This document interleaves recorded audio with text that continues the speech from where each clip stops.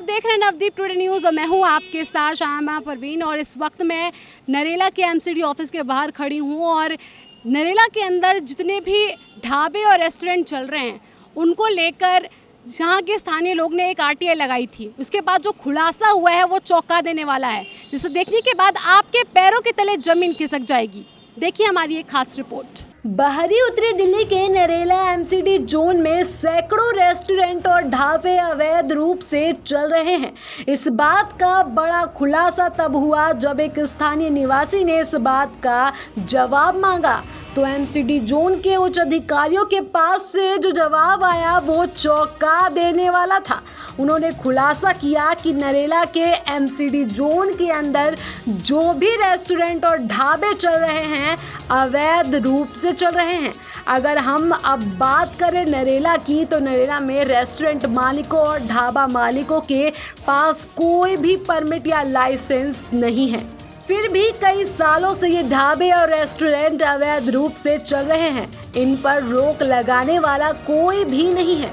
आपको बता दें कि बिना परमिट या लाइसेंस के इस प्रकार से रेस्टोरेंट या ढाबा चलाना गैर कानूनी है, लेकिन फिर भी ये रेस्टोरेंट मालिक और ढाबा मालिक बेफिक्र होकर अपना व्यापार चला रहे हैं, वो भी एमसीडी प्रशासन की सह पर। सूत्र तो यहाँ तक बताते हैं कि नरेला के अंदर जितने भी रेस्टोरेंट और ढाबे चल रहे हैं उनकी एमसीडी के सभी उच्च अधिकारियों से साठगांठ है और समय रहते उन सब अधिकारियों की जेब गरम कर दी जाती है। इस वजह से इन रेस्टोरेंट और ढाबे मालिकों को देखकर सब कुछ अनदेखा कर देते हैं। अगर बात करें दिल्ली की, तो दिल्ली में कुछ समय पहले एक रूह कपा देने वाला हादसा हुआ था, जिसमें एक 2 से 2.5 साल के बच्चे की मिठाई की दुकान के बाहर समोसे तलने वाले की कढ़ाई में गिरने से मौत हो गई थी।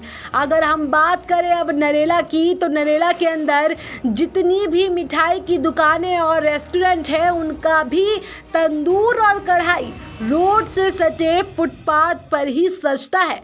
क्या प्रशासन दोबारा से ये हादसा दोहराने का इंतजार कर रहा है, या फिर ढाबे मालिक और रेस्टोरेंट मालिक से दी गई काली कमाई का वजन इतना हो गया कि प्रशासन सब कुछ देखकर भी अनदेखा कर रहा है? आपको ये भी बता दें कि इन ढाबों और होटलों पर साफ सफाई का भी कोई ध्यान नहीं रखा जाता, साथ ही कोरोना गाइडलाइन का पालन भी नहीं होता है। ये लोग खुले में खाने पीने की चीजें बनाते हैं, जिससे लोगों के स्वास्थ्य पर काफी बुरा असर पड़ सकता है। लोगों के स्वास्थ्य के साथ ये लोग खिलवाड़ कर रहे हैं और निगम प्रशासन चुप्पी साधे बैठा हुआ है। नरेला जोन के अंदर कई सालों से ऐसे रेस्टोरेंट और ढाबे चल रहे हैं जिनकी सूद लेने वाला कोई भी नहीं है, जिस वजह से ये रेस्टोरेंट और ढाबा मालिक अब तक बेखौफ होकर अपने व्यापार को धड़ेले से चला रहे हैं। निगम प्रशासन और पुलिस प्रशासन से इन होटल और ढाबा मालिकों को बिल्कुल भी डर नहीं लगता, क्योंकि प्रशासन तो होटल मालिकों की कठपुतली बन चुकी है। पुलिस प्रशासन और एमसीडी तो इनके इशारों पर ही नाचते हैं। अब देखने वाली बात होगी कि एमसीडी प्रशासन इन रेस्टोरेंट और ढाबा मालिकों पर कोई कार्रवाई करता है या नहीं, ये तो आने वाला समय ही बताएगा। प्रशासन की लापरवाही के चलते ऐसे ढाबा और रेस्टोरेंट मालिकों के हौसले बुलंद होते जा रहे हैं और निगम प्रशासन आंख बंद कर सारा तमाशा देख रहा है। तो जैसा कि आपने तस्वीरों में देखा कि कैसे ये होटल मालिक और रेस्टोरेंट मालिक अवैध रूप से जो है अपने व्यापार को बढ़ा रहे हैं और एमसीडी प्रशासन जो है चुपचाप जो है ये सारा तमाशा देख रहे हैं और इस पर अब तक कोई एक्शन नहीं लिया गया है। अब देखने वाली बात ये होगी कि ये खबर चलने के बाद जो है एमसीडी प्रशासन जो है कितना सतर्क और एक्शन मोड में आती है और इन पर कार्रवाई करती है। कैमरा पर्सन ऋतिक के साथ में शामा परवीन, नवदीप टुडे न्यूज़, दिल्ली।